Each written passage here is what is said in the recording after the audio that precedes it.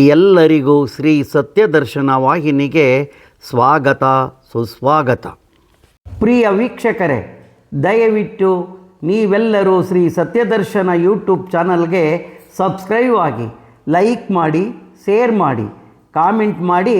ನಿಮಗೆ ತಿಳಿದಿರುವ ಯಾವುದಾದರೂ ದಿವ್ಯ ಕ್ಷೇತ್ರವಿದ್ದರೆ ತಿಳಿಸಿ.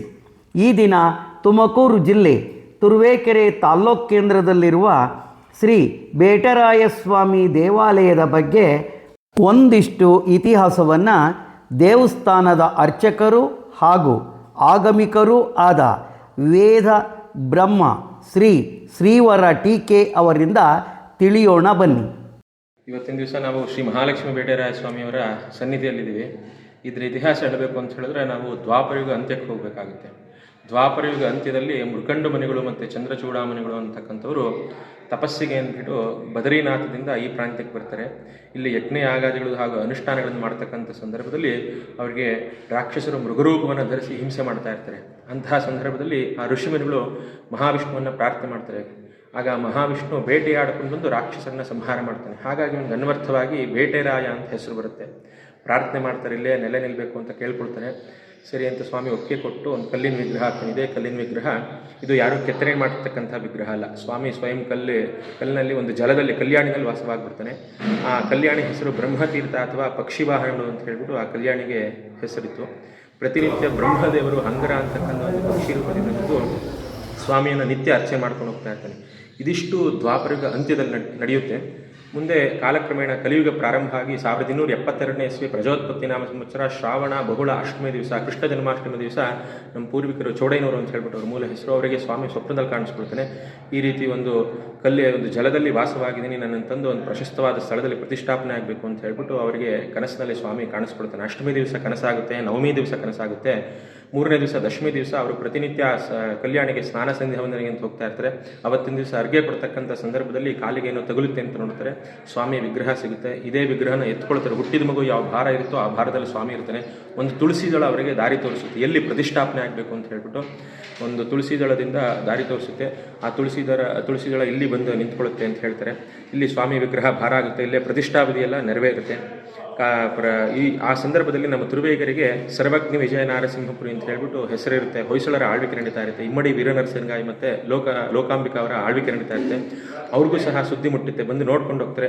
ವಿಗ್ರಹ ಭಾಳ ಸುಂದರವಾಗಿದೆ ಅಂತ ಹೇಳ್ಬಿಟ್ಟು ಒಂದು ಪೂಜೆಗೆ ಏನೇನು ಬೇಕೆಲ್ಲ ಅನುವು ಮಾಡಿಕೊಟ್ಟು ಹೋಗ್ತಾರೆ. ಕಾಲಾನಂತರದಲ್ಲಿ ಚೌಡಯ್ಯನವರಿಗೆ ಸ್ವಾಮಿ ಸ್ವಪ್ನದಲ್ಲಿ ಮತ್ತೊಮ್ಮೆ ಕಾಣಿಸ್ಕೊಂಡು ಮೂಲದೇವರು ಏನಿದೆ ಅದೇ ರೀತಿ ಇರ್ತಕ್ಕಂಥ ಒಂದು ಉತ್ಸವ ಮೂರ್ತಿ ದ್ವಾರ ಸಮುದ್ರದಲ್ಲಿ ಅಂತ ಹೇಳ್ಬಿಟ್ಟು ಕನಸಾಗುತ್ತೆ. ದ್ವಾರ ಸಮುದ್ರ ಅಂತ ಹೇಳಿದ್ರೆ ಈಗಿನ ಹಳೆಬೀಡು ಪ್ರಾಂತ್ಯ. ಅಲ್ಲಿಗೆ ಹೋಗ್ತಾರೆ ಚೌಡಯ್ಯನವರು. ಒಂದು ರಾಜರನ್ನ ಕೇಳ್ಕೊಳ್ತಾರೆ, ಈ ರೀತಿ ಒಂದು ಉತ್ಸವ ಮೂರ್ತಿ ನಿಮ್ಮಲ್ಲಿದೆ, ಬೇಕು ಅಂತ ಕೇಳ್ಕೊಳ್ತಾರೆ. ರಾಜರು ಕೊಡಲ್ಲ ಅಂತಾರೆ. ಕಾರಣ ಲೋಕಾಂಬಿಕಾ ಮಹಾರಾಣಿಯವರು ಪ್ರತಿನಿತ್ಯ ವಿಗ್ರಹ ಇಟ್ಕೊಂಡು ಪೂಜೆ ಮಾಡ್ತಾ ಇರ್ತಾರೆ. ಕೊಡಲ್ಲ ಅಂತಿದ್ದಾಗನೇ ಆ ಪೀಠ ಅಲ್ಲಾಡಕ್ಕೆ ಶುರುವಾಗುತ್ತೆ. ಸರಿ ಏನು ಸ್ವಾಮಿ ಅಪ್ಪಣೆ ಆಗುತ್ತೆ, ಅಲ್ಲಿಂದ ಕಳಿಸ್ಕೊಡ್ತಾರೆ. ಸಕಲ ರಾಜಮರ್ಯಾದೆಯೊಂದಿಗೆ ಆ ವಿಗ್ರಹವನ್ನು ಇಲ್ಲಿ ಕಳಿಸ್ಕೊಡ್ತಾರೆ. ಅದೇ ಉತ್ಸವ ಮೂರ್ತಿ ನಮ್ಮಲ್ಲಿ ಇವತ್ತಿಗೂ ಸಹ ವಾರ್ಷಿಕವಾಗಿ ನಾವು ಬ್ರಹ್ಮರಥೋತ್ಸವ ಆಚರಣೆ ಮಾಡ್ಕೊಂಡು ಬರ್ತಾ ಇದ್ವಿ. ಫಾಲ್ಗುಣ ಮಾಸ ಕೃತಿಕಾ ನಕ್ಷತ್ರದಿಂದ ನಮ್ಮಲ್ಲಿ ಒಂದು ಬ್ರಹ್ಮರಥೋತ್ಸವ ಕೈಂಕರ್ಯಗಳು ಪ್ರಾರಂಭ ಆಗುತ್ತೆ. ಈ ವರ್ಷ ಇವತ್ತಿನಿಂದ ನಮ್ಮಲ್ಲಿ ಬ್ರಹ್ಮರಥೋತ್ಸವ ಪೂಜಾ ಕಾರ್ಯಗಳು ಪ್ರಾರಂಭ ಆಗಿದೆ. ಕೃತಿಕಾ ನಕ್ಷತ್ರದಲ್ಲಿ ಅಂಕುರಾರ್ಪಣ, ಮತ್ತು ರೋಹಿಣಿ ನಕ್ಷತ್ರದಲ್ಲಿ ಧ್ವಜಾರೋಹಣ, ಮಖಾ ನಕ್ಷತ್ರದಲ್ಲಿ ಬ್ರಹ್ಮರಥೋತ್ಸವ, ಅದು ಹಿಂದಿನ ದಿವಸ ಆಶ್ಲೇಷ ನಕ್ಷತ್ರದಲ್ಲಿ ಸ್ವಾಮಿಯವರ ಭೂನೀಳಾ ಸಹಿತ ಮಹಾಲಕ್ಷ್ಮಿ ಬೇಟೆರಾಯ ಸ್ವಾಮಿಯವರ ಒಂದು ದಿವ್ಯ ಕಲ್ಯಾಣೋತ್ಸವ ನಡೆಯುತ್ತೆ. ಆಮೇಲೆ ಉತ್ತರ ನಕ್ಷತ್ರದಲ್ಲಿ ಧ್ವಜಾರೋಹಣ. ಸೊ 14 ದಿವಸಗಳ ಕಾಲ ನಮ್ಮಲ್ಲಿ ಪ್ರತಿ ದಿವಸ ಸಾಯಂಕಾಲ ಒಂದೊಂದು ಉತ್ಸವ ನಡೆಯುತ್ತೆ. ಹಂಸವಾಹನ, ಶೇಷವಾಹನ, ಚಿಗ್ಗರಡೋತ್ಸವ, ವೈರ್ಮುಡಿಯೋತ್ಸವ, ದೊಡ್ಡಗರಡೋತ್ಸವ, ಗಜವಾಹನೋತ್ಸವ, ಕೀಲ್ಕುತ್ರಿಯೋತ್ಸವ, ಅಶ್ವವಾಹನೋತ್ಸವ, ಆಂಜನೇಯೋತ್ಸವ, ಉಪ್ಪರಗಿ ವಾಹನೋತ್ಸವ, ವೈಕುಂಠೋತ್ಸವ, ಈ ರೀತಿ 14 ಲಾಸ್ಟ್ನಲ್ಲಿ ವಿಜಯೋತ್ಸವದೊಂದಿಗೆ ಪರಿಸಮಾಪ್ತಿ ಆಗುತ್ತೆ. 14 ದಿವಸಗಳ ಕಾಲ ಒಂದೊಂದು ಉತ್ಸವ ನಡೆಯುತ್ತೆ. ವಿಶೇಷ ದಿವಸಗಳು ಬಂದು ನಮ್ಮಲ್ಲಿ ಶ್ರಾವಣ ಮಾಸದಲ್ಲಿ ಸ್ವಾಮಿಯ ಪ್ರತಿಷ್ಠಾಪನೆ ಆಗಿದ್ದ ದಿವಸ ಶ್ರಾವಣ ಬಹುಳ ದಶಮಿ ದಿವಸ ಸ್ವಾಮಿಯವರ ಪ್ರತಿಷ್ಠಾಪನಾ ವರ್ಧಂತ್ಯೋತ್ಸವ ಅಂತ ಆಚರಣೆ ಮಾಡ್ತೀವಿ. ಅಲ್ಲಿ ಮುಂದೆ ಚೌಡಯ್ಯನವರು ಅಂತ ನಾನು ಅವಾಗಲೇ ಏನು ಹೇಳಿದ್ನಲ್ಲ, ಅವರ ಕಲ್ಲಿನ ಪ್ರತಿಮೆ ಇದೆ, ಅವರಿಗೆ ವಿಶೇಷ ಪೂಜೆ ನಡೆಯುತ್ತೆ ಇವತ್ತು. ಆಮೇಲೆ ಕಾಲಾನಂತರದಲ್ಲಿ ಪಕ್ಕದಲ್ಲಿ ಮಹಾಲಕ್ಷ್ಮಿ ಅಮ್ಮನವರ ಪ್ರತಿಷ್ಠಾಪನೆ ಆಗಿದೆ. ಫಾಲ್ಗುಣ ಶುದ್ಧ ತದಿಗೆ ದಿವಸ ಅಮ್ಮನವರ ಪ್ರತಿಷ್ಠಾಪನೆ ಆಗಿದೆ. ಅದು ಸಹ ಮಹಾಲಕ್ಷ್ಮಿ ಅಮ್ಮನವರ ಪಕ್ಕದಲ್ಲಿದೆ. ಸೊ ಇದು ಸ್ವಾಮಿ ಇಲ್ಲಿ ನೆಲೆಸಿರ್ತಕ್ಕಂಥ ಒಂದು ಇತಿಹಾಸ. ಧೇನುಪುರಿ ಅಂತಲೂ ಸಹ ನಮ್ಮ ಊರಿಗೆ ಇತಿಹಾಸ ಹೆಸರಿತ್ತು. ಧೇನು ಅಂತ ಹೇಳಿದ್ರೆ ಹಸು ಸಮೃದ್ಧಿಯಾಗಿತ್ತು ನಮ್ಮ ಊರಿನಲ್ಲಿ.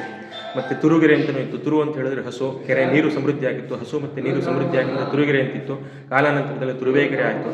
ಬೇಟೆರಾಯಸ್ವಾಮಿ ಅಂತಕ್ಕಂಥ ನಿಮಗೆ ಪಕ್ಕದಲ್ಲಿ ಗುಬ್ಬಿನಲ್ಲಿ ಒಂದು ಬೇಟೆರಾಯಸ್ವಾಮಿ ಇದೆ, ಈ ಕಡೆ ನೊಣಿನಕೆರೆಯಲ್ಲಿ ಒಂದು ಸಹಿತ ಒಂದು ಬೇಟೆರಾಯಸ್ವಾಮಿ ಇದೆ, ಹೊಸೂರು ದಾಟಿನ ಬೆಂಕೇಕೋಟೆಯಲ್ಲಿ ಸಹಿತ ಒಂದು ಬೇಟೆರಾಯಸ್ವಾಮಿ ಸ್ವಾಮಿ ಅಲ್ಲಲ್ಲೇ ಬೇಟೆಯಾಡಿ ನೆಲೆಯಿಂದಿರ್ತಕ್ಕಂಥ ಒಂದು ಇತಿಹಾಸ.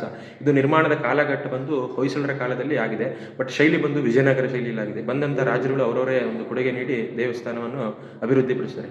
ಹರಿ ಓಂ ತತ್ಸತ್. ನಮ್ಮಲ್ಲಿ ಇನ್ನೊಂದು ವೈಶಿಷ್ಟ್ಯ ಏನು ಅಂತ ಹೇಳಿದ್ರೆ, ರಥೋತ್ಸವದ 2ನೇ ದಿವಸ ಧ್ವಜಾರೋಹಣ ಆಗುತ್ತೆ. ಅವತ್ತಿನ ದಿವಸ ಗರುಡು ಬುತ್ತಿ ಅಂತ ಪ್ರಸಾದ ಕೊಡ್ತೀವಿ. ಯಾರಿಗೆ ಅಂತ ಹೇಳಿದ್ರೆ, ಈ ಸಂತಾನ ಯಾರಿಗಿರೋಲ್ವಾ ಅವ್ರು ಹರಕೆ ಮಾಡ್ಕೊಂಡಿರ್ತಾರೆ. ಅವತ್ತಿನ ದಿವಸ ಅವರು ಇಲ್ಲಿ ಬರ್ತಾರೆ, ಪೂಜೆ ನಡೆಯುತ್ತೆ. ಪೂಜೆ ನಡೆದಾದ್ಮೇಲೆ ಧ್ವಜಾರೋಹಣ ಆದಮೇಲೆ ಅವರಿಗೆ ಗರುಡು ಬುತ್ತಿ ಪ್ರಸಾದ ಕೊಡ್ತೀವಿ ದಂಪತಿಗಳಿಗೆ. ಸೊ ಅವ್ರಿಗೆ ಸಂತಾನ ಫಲ ಆಗಿದೆ. ಇದು ಇಲ್ಲಿ ಒಂದು ಸ್ವಾಮಿಯವರ ಒಂದು ಆಶೀರ್ವಾದದಿಂದ ಸಾಕಷ್ಟು ಕೇಸ್ಗಳೆಲ್ಲ ಬರ್ತಾರೆ ಸಂತಾನ ಇಲ್ದಲೇ ಇರೋರು, ಅವ್ರಿಗೂ ಸಹಿತ ಆ ಧ್ವಜಾರೋಹಣದ ದಿವಸ ಗರುಡು ಬುತ್ತಿ ಕೊಟ್ಟಾದ್ಮೇಲೆ ಅವರಿಗೆ ಸಂತಾನ ಆಗಿದ್ದು ಸಾಕಷ್ಟು ನಿದರ್ಶನಗಳನ್ನ ನಾವು ನೋಡ್ತೀವಿ. ಇದಲ್ಲದಲ್ಲೇ ಯಾರಿಗೆ ಒಂದು ವಿವಾಹ ಆಗಿರೋಲ್ಲ, ಡಿಲೇ ಆಗ್ತಾ ಇರುತ್ತೆ, ಅವರೆಲ್ಲ ಇಲ್ಲಿ ಸಾಮಾನ್ಯವಾಗಿ ಕಲ್ಯಾಣೋತ್ಸವ ಮಾಡಿಸ್ಕೊಂಡು ಹೋಗ್ತಾರೆ. ಅವ್ರಿಗೂ ಸಹ ಒಂದು ಕಲ್ಯಾಣೋತ್ಸವ ಆದಮೇಲೆ ಸ್ವಾಮಿಯವರ ಕಲ್ಯಾಣೋತ್ಸವ ಮಾಡಿಸಿದ್ಮೇಲೆ ಅವ್ರಿಗೂ ಸಾಕಷ್ಟು ಮದುವೆ ಸೆಟ್ ಆಗಿರ್ತಕ್ಕಂಥ ನಿದರ್ಶನಗಳು ಸಾಕಷ್ಟು ಇದರಲ್ಲಿ ನಾವು ನೋಡ್ಬೋದು. ಇಲ್ಲಿಗೆ ಈ ವಿಡಿಯೋವನ್ನು ಮುಗಿಸುತ್ತಿದ್ದೇನೆ. ಉತ್ತಮ ಮಾಹಿತಿಯೊಂದಿಗೆ ಮತ್ತೆ ಬರುತ್ತೇನೆ. ಎಲ್ಲರಿಗೂ ಧನ್ಯವಾದಗಳು. ನೀವಿನ್ನು ನಮ್ಮ ವಾಹಿನಿಗೆ ಚಂದಾದಾರರಾಗಿಲ್ಲದಿದ್ದರೆ ಚಂದಾದಾರರಾಗಿ. ಧನ್ಯವಾದಗಳು.